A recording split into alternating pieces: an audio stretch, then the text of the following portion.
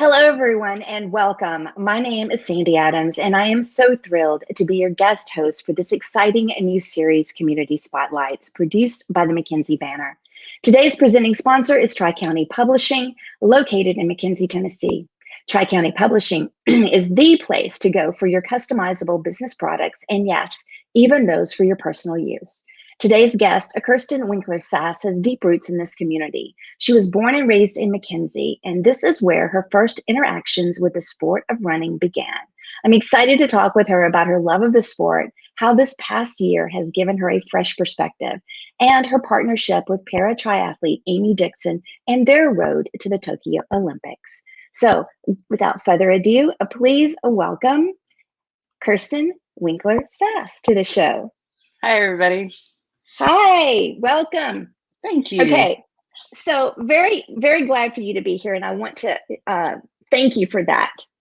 And also, I want to congratulate you, your recent road sign dedication, which I think you were a little, I don't know, embarrassed about, kind of, or the hoopla. Totally humbled and blown away. What an incredible honor. So it is, and for those of you out there wondering, I have a list of all of her accomplishments in the sport of running, and they are too numerous to even begin to name. But it's quite an impressive resume that you have, and I'm just thrilled that you're on the show to kick off this series. So let's talk first. Besides running, like, what is your day job? What is something that, what is it you do every day besides running? So I am a physician assistant with Christian Family Medicine in McKenzie. We're a family practice. So I've been there since August. Wonderful group of people. I'm also a mom to two children. I have a 9-year-old and an 11-year-old. And I am a coach. I'm a triathlon coach as well. So busy in multiple different areas. That's right. Do your kids, do they have the bug to run as well? You know, they love to swim and they love to bike and they love to run. But so far they have no desire to race, and that's okay. We're currently exploring softball and baseball, so that's good. Okay. So, that brings up a good question. So how did you get into running? So I blame the whole thing on my father. So my father, he loved to run, and I'm the oldest of 6 children. And when we were growing up, he was determined that we should all be exposed to running. So we all had to train for and do a 5K. And then he said we never had to run another step if we didn't want to, but at least we would have the experience. So, and I don't remember how old I was, maybe 10 or 11 or 12, something like that. But he had us all go out there. We did a 5K, and it was great. And I ran a little bit on and off afterwards, but I wouldn't say I got hooked immediately. And when I was in school, McKenzie, we didn't have a track or cross country program. So me neither. Yeah. Yeah. So, I ran out here with my dad some and my siblings some. And it wasn't until I left, when I graduated from McKenzie, I went to university up in London, Ontario, Canada, which is where my father went to school. And all of a sudden, I went from living in this tiny town with a bunch of brothers to this huge city on an all-girls dorm floor, and school was tough. And suddenly I was kind of like, oh, I've got to find a way to balance my life out. I've got to find a way to deal with the stress. Running is simple. All you need is a pair of shoes, right? So I just put on my old running shoes, pair of sweatpants, and went out for a run. And I guess that's where I really fell in love with running, because for me, it was a chance to kind of take some time out for myself. I love running in the early mornings, like when the world is still before everything gets busy and going. You can see the sunrise, and I don't know, that's just been always my favorite time to run. And after that, I fell into triathlon somehow. My roommate at the time said, hey, you love to run, you should try swimming. It's a great form of exercise. So I went to the pool, and I was just absolutely blown away that all these people could swim back and forth, and it was all I could do to make it to the other end of the pool. Right. And so that became my next challenge. And then when I went up my next year and moved off campus, I bought a mountain bike and started biking back and forth. And suddenly I had the swimming and the biking and the running. And so for a triathlon, how many, so there are obviously the 3 sports, the running, the biking, and the swimming, but how far are the distances for each one of those? So this is the great thing about triathlon. They go from very, very super short to as long as you want to go. So the standard distance, the kind that they have in the Olympics, is the Olympic distance.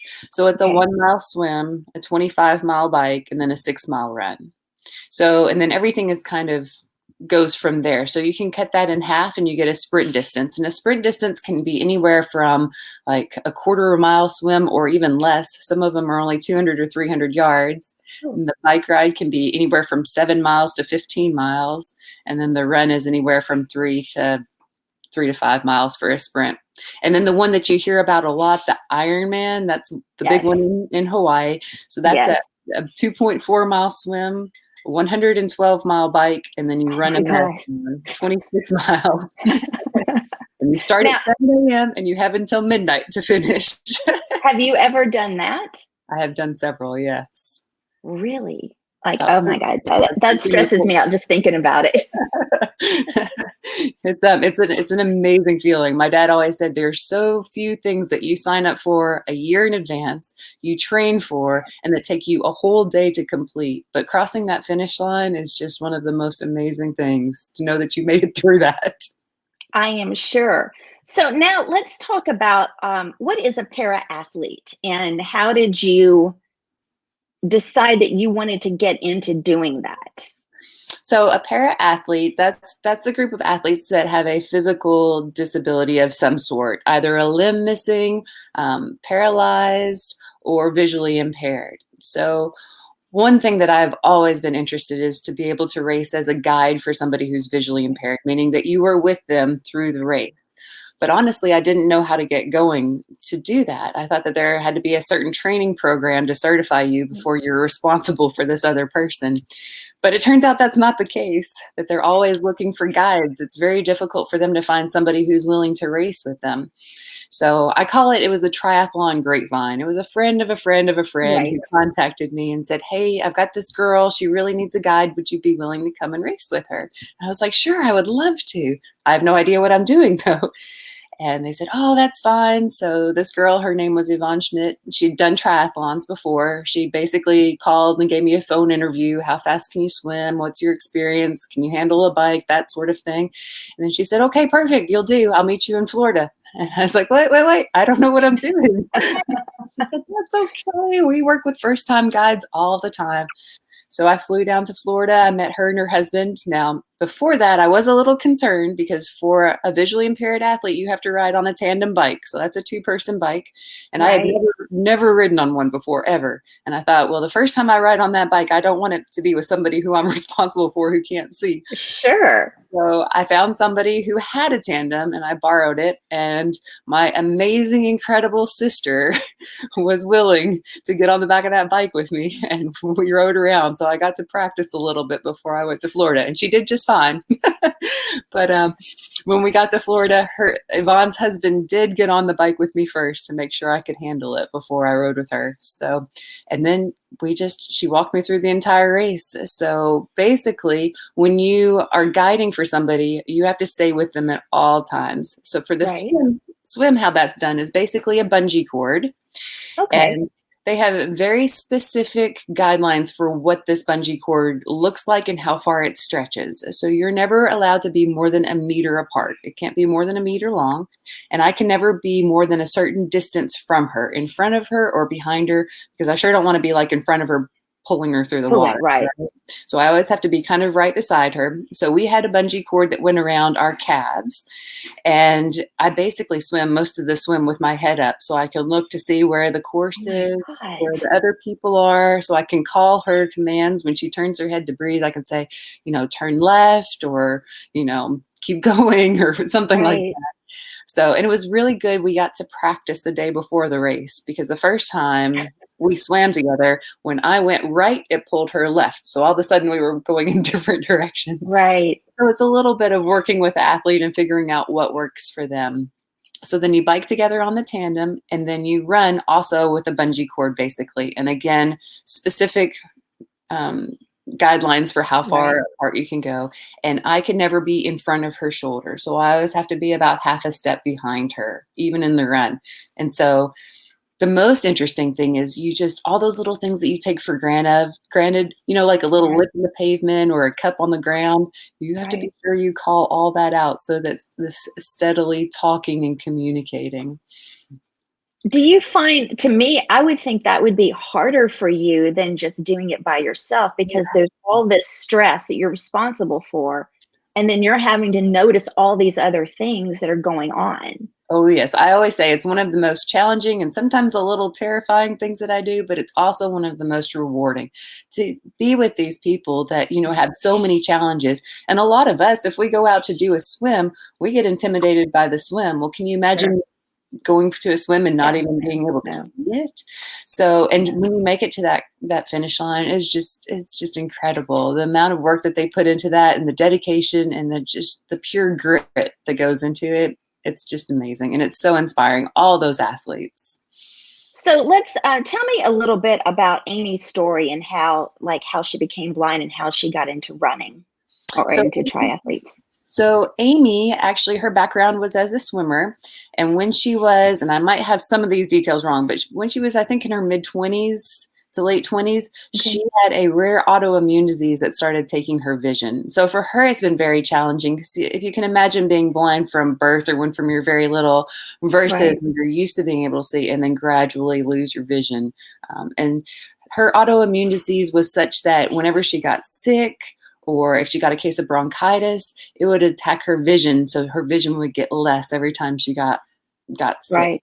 I'm going to share some photos. This is you and Amy, correct? Yes. So that was the one race we got to do last year together. That was in Tasmania. We had a great race there. It was very challenging. But and then I'm going to show this one. Is that the same race? No, this was a different race. I don't recall which one that one was. But yes, so Amy, she was a swimmer. When she got this autoimmune disease and started losing her vision, one of the ways they combated it was with steroids. And the steroids helped calm that, but they also caused a lot of weight gain. And she became very out of shape, but she liked to swim. And one of her friends encouraged her to go back to the pool and start swimming. And she was so embarrassed, she would go through the back door and make sure that nobody saw her. But she started swimming again.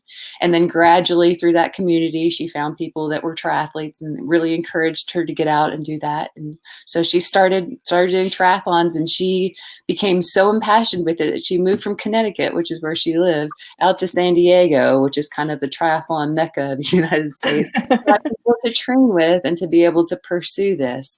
So she very nearly qualified for the Paralympics in Rio a few years ago, and she's had her sights on Tokyo since then. So she has really gone all in on this dream of hers. Okay, so let's pause here for a commercial break. When we return, we're going to talk to you about the Tokyo Olympics. And now for a word from our sponsor.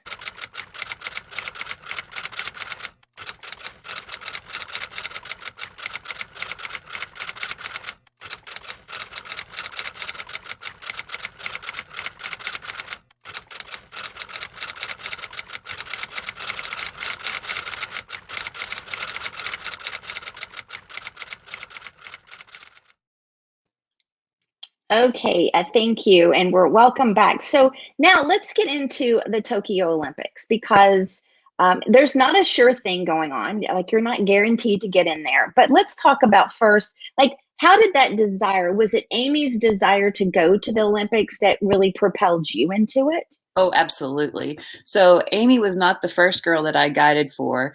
She and I actually met in Yokohama, Japan, because her guide at the time fell through.